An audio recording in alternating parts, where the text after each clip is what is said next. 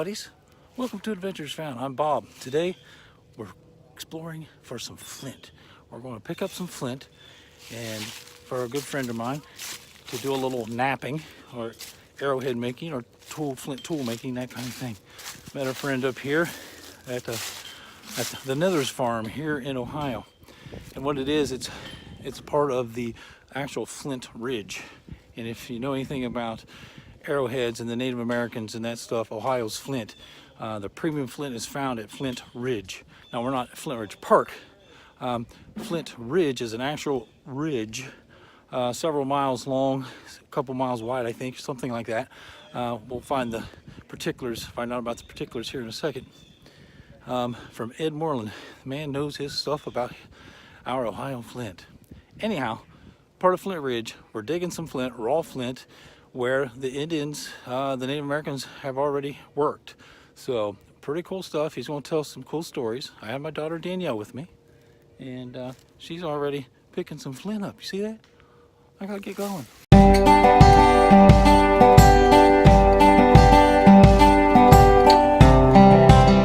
All right, Ed Moreland, spell your name. M-O-R-E-L-A-N-D. Okay. Ed, E-D.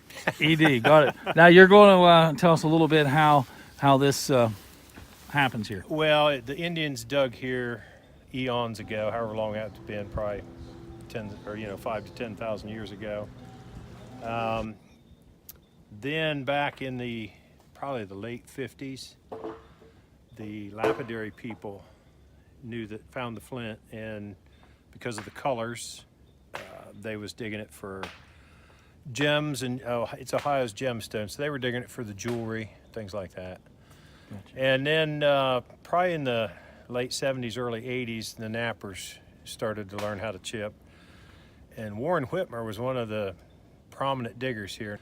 He knew what to dig and how to dig it by hand. Mm-hmm. And he would come down here for like 2 weeks of vacation and stay here and dig by hand, and then go back to work, and then when he got the time again, he'd come back down and then hammer on the rock.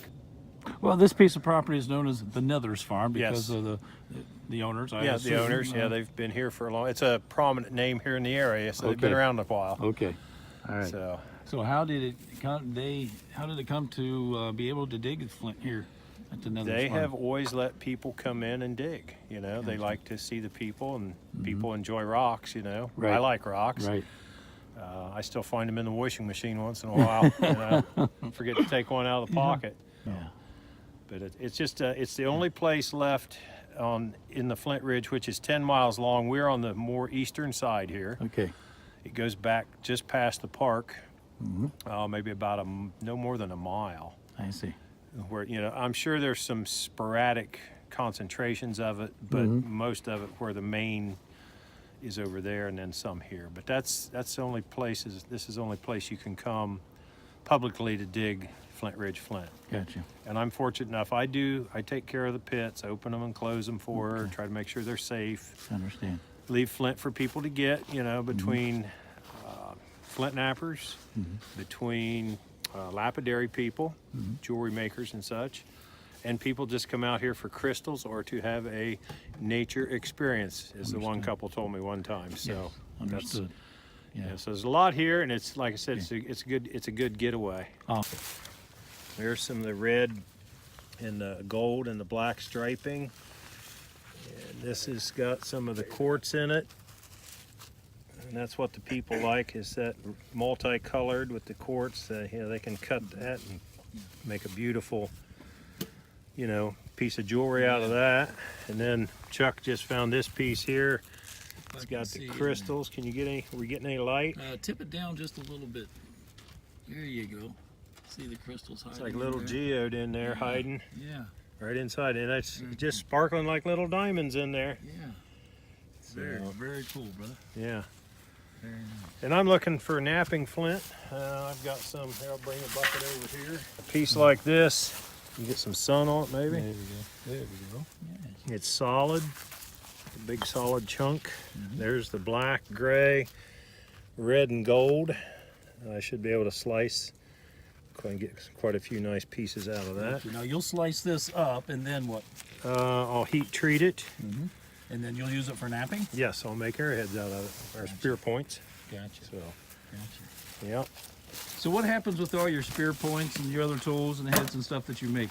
I sell them for modern reproductions. Mm-hmm. There actually is a lot of people who collect Gotcha. modern artwork, is Gotcha. what we call it. Yeah. But a lot of this is when we're digging for knapping flint.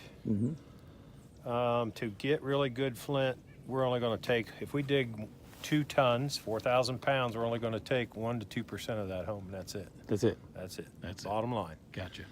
There's just so much impurities in the flint. Even though Flint Ridge is known probably across the country as one of the best flint sources, Yeah. there's all those impurities that you have to work around. When we dig here, we dig through a lot of debitage, which is the waste flakes and pieces that the Indians chipped off before. Okay. They didn't take these big boulders home with them. They can't carry them, right? Right. So they would actually just do what we're doing here. We kind of trim them down to where you have a serviceable piece, and you could pack 60 pieces in a homemade backpack, you know, or in a, some type of bag, leather bag or something, to take back to camp. You know, and then they could use them as needed then. Gotcha. You know, they usually buried them in a cache. So it was serious work for those guys and gals. It's hard rock mining. It's even is. with this machine. This machine doesn't do all the work. It actually just helps move the overburden, and it will pry some of it out. But it's hard rock mining. As Roy Miller's had a jackhammer on his backhoe for years, and that's actually the only way to get it out. Luckily, a lot of this, according to Mrs. Nethers, they came in here when they were building Route 40 and some of the bigger interstates, and they drilled down and blasted with explosives to loosen this rock up in case they wanted to use this as some type of fill, rock fill for the roadways. And you can see the formation down there we call it a head. It's like a gigantic nodule. It's all full of cracks and fissures and impurities. And right now that is actually about, it's right down about four foot below the surface of the ground. Gotcha. So the Indians would have had to have dug down and moved that dirt and then got alongside of it, because you can't get it out of the ground prying from the top. So the tool, now we have all this modern equipment, all the hydraulics and all that good stuff, and it still work. Oh yeah. So the natives, and now this piece over here, they work that. Is that correct? that piece with all that battering on it that is done by, some of it might be modern, but I think for the most part it looked like that when I first uncovered it. And Dave hammered on that with hammer stones. You can see the little shards where they trying to knock it loose, knock pieces off. And we find a lot of hammer stones in the dirt here. I've found them on top of those heads before where they left them. I see. So there's been a lot of earth moved here over the tens of thousands of years. How deep do you think this flint vein here on the Flint Ridge goes? Any idea? Any clue? We've dug down. Originally, I hit this at about 8 feet, right about underneath right where you're setting, and it come back up. I've dug it. We've seen the wall almost 10 foot thick. Wow. And we've seen it, 6 inches thick. Wow. And usually the Indians were after the first, we'll say 6 inches of the surface, where we call it cap rock. Okay. That, for some reason, has the highest silica content. Okay. And that seemed to be what they were And after. that was prized by the natives. Yeah, and you can find it down along the sides. And like I said, it's just kind of like covered with it. So, and some heads they actually removed because the flint was good enough clear through that they could get quite a bit of material. Gotcha. So. Awesome. All right, time to go down the hole. Let's go. All right.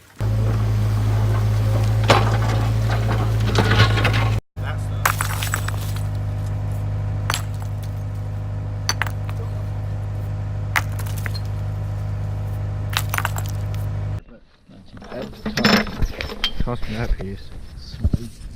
It's kind of thin, but I should be able to thin it out. I'm gonna throw you a piece.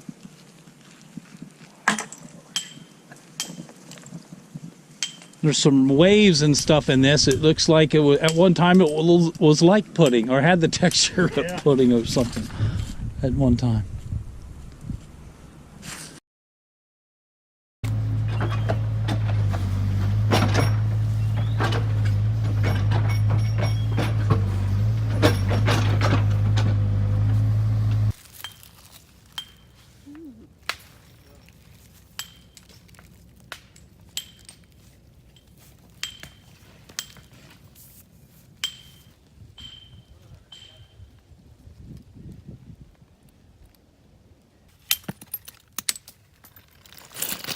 We'll take that.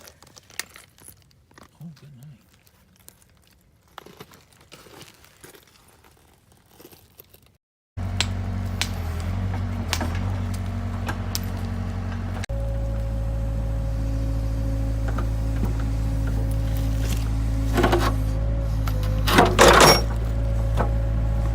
The guys are digging here looking for the best pieces to make flint tools and such and that but right now they're digging for the raw flint, looking for the specific colors and the I don't know if the term clean or the most solid flint with the least amount of imperfections. So they're finding some good stuff down here. They're really excited. So when you see these avid nappers get excited when they're finding this raw flint, well, for beginners like myself, my buddy I'm collecting some flint for, we also get excited. So when it comes to flint napping and those type of crafts, I think, or skills, you can read books or watch YouTube videos for a while, but the best source to really get a leg up on the game is hang out with guys like Ed and Chuck here. There's a ledge.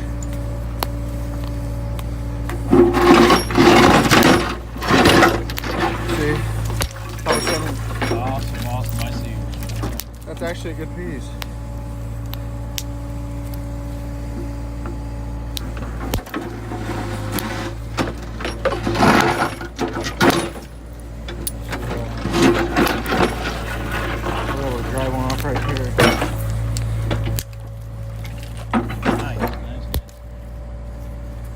Make anything out of those small pieces like the 1x2s or anything? Yeah, but it's not very not like very attractive. Piece. Right. Yep. Cool. No, too much sand in it. I was going to give you that, Bob. There's a good one. Knapper looking for his. Just grab a piece of flint and go. What's he looking for to get started here? If he pulls something like this out of the ground, digs this up, right away you're looking at fault line here. It's plated. It's where the water seeped in. It's cracked. A lot of fissures. So first maneuver is there, we knocked that off. Now right there is a usable piece for an arrowhead. That's serviceable. It'll make a 3-inch arrowhead. This material does need some heat treating. So you do have to heat treat flint. I was not aware of that. Not all of it, but a lot of the Nether's flint does need it. And why so? Because it's a little grainier than the higher the grade flint or cherts means has more silica. The finer, the more silica, the better it chips. This still has decent silica, but it's just a little tougher to chip. Okay. The silica may not be as high as say something at Roy Miller's. Okay. Now as you're panning on there, I'm going to roll this over and you see this giant rust wad. Yes. It's rust. It's like sand, loose sand stuck in flint. So basically, I just tell everybody kind of like hit all 4 corners, and there you can see the coloration in it. Yes. But I'll roll it right over and see there's the impurity. Gotcha. So I just kind of try to get rid of some of it, and there's some inside, and of course that opens up and I see a crack going right across here. So that's what you're going to try Yeah. to separate. I try to just tell everybody hit all 4 corners. See, there's another crack line that started. Sometimes the best flake that comes off is going to be the best piece. Okay, let's look at this. Yeah. See, it's got that rusty, cheesy, pockety stuff. The piece in my left hand right here would still make a little bit of a point. You'd have to just billet some of this off in here. Just this right in here from my thumb up would make a nice little arrowhead. So you want that in your bucket? Yeah. Okay, cool. Yeah, we'll take it. Is there a certain shape? Like you want something squarish, rectangle? You want something that's has a flat surface. Like here, it's fairly flat. It looks like it's solid. Okay. A lot of times they've got hidden cracks and fissures in them, Okay. and that's why you kind of got to test each corner. But for the most part, a lot of this stuff has got a lot of fractures and a lot of impurities. So it's just going to be a, you know, Gotcha. it's a love-hate relationship. Gotcha. Like I tell everybody, I take 1 to 2% of what I dig. So out of that pile you see right there, which if we put all that together on a scale, we probably got 1,000 pounds. And a lot of it has got a lot of problems, and a lot of crystal pockets, a lot of fracture lines, sugar fracture lines, rust. There'll be calcium deposits in it, you know, so it's not all given. It looks all awesome here, and everybody's drooling and oohing and on, but for a flint knapper's sake, there's a lot of work here. Make arrowheads. Nice. Turkey, it works best in a kiln up to about it can go from 550 to 580. Okay. But a turkey roaster with the well removed, and put these in a layer and throw a little sand over top so it filters in, and cook it as a whole. Okay. And leave it in a turkey roaster. Around the outside edge, it will get, you know, over 500. So it may not color it real bright or anything, but it'll still nap pretty good. Okay, we've got our 2 buckets. We're going to weigh them out here using the hunter system. Pay our bill for this fine flint. We had a fun day, or a fun morning. Huh? Yep, cool deal. So we're going to weigh our flint out, pay our bill, and we're going to get on our way. So thanks for watching. If you like what you saw, give it a thumbs up. If you want to see more each week, subscribe to the channel. Oh, and one last thing. Every chance you get, gotta get outside. 42 and 28. Awesome.